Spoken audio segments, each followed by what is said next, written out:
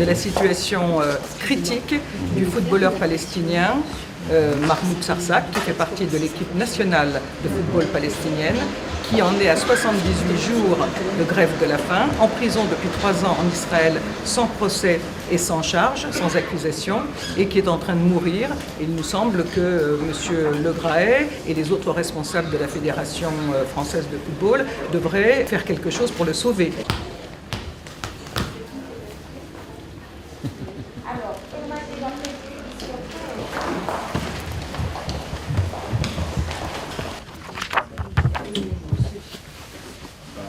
Vous jouez avec des équipes israéliennes, vous les rencontrez, et est-ce que vous protestez contre la situation de leurs collègues palestiniens?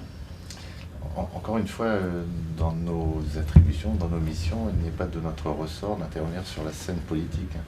M. Platini l'avait fait. Il y a 3 ans, il avait protesté contre le traitement qu'Israël faisait subir.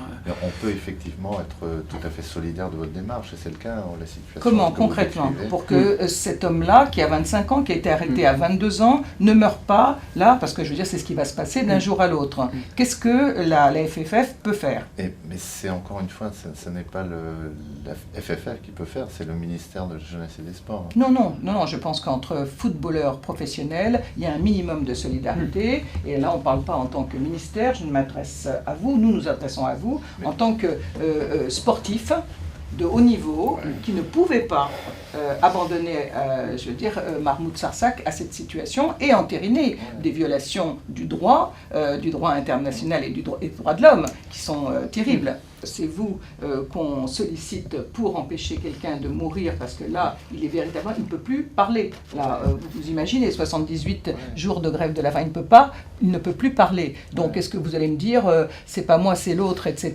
Ou est-ce qu'il va y avoir un communiqué que vous allez faire pour protester contre cette situation et demander sa libération? Commencez, parce que si on attend tout le temps que ce soit les autres qui commencent à se battre, si vous voyez ce que je veux dire, je veux dire que là, il faudrait qu'il y ait quand même, vous montriez l'exemple. Étant donné le degré d'urgence, j'ai le sentiment que c'est quand même au niveau des politiques que les choses pourront Non, moi je crois que les politiques seront très influencés par l'attitude des joueurs professionnels. Et là, c'est, je veux dire, l'appel qui est lancé d'ailleurs par Amnesty International, par Adamir et par les médecins pour les droits de l'homme israéliens, elle s'adresse à vous directement. Elle s'adresse aux sportifs, au monde du sport, en disant qu'est-ce que vous faites ? De par vos fonctions, si vous estimez qu'il y a des choses qui ne vous conviennent pas dans le fonctionnement du football au niveau mondial, vous avez aussi un droit de retrait et un devoir de retrait. Dans le cadre des compétitions sportives, oui. Et là, ce que vient de souligner Xavier, c'est-à-dire le fait que vous avez choisi d'aller jouer la compétition européenne de foot junior en Israël en mars 2013, c'est cautionner la persécution des joueurs palestiniens. C'est cautionner l'occupation, la colonisation et particulièrement dans votre domaine, la persécution des joueurs et des sportifs palestiniens. C'est très très grave. Nous attendons une protestation écrite de la Fédération française de football. C'est la patate chaude. C'est clair qu'il faut que...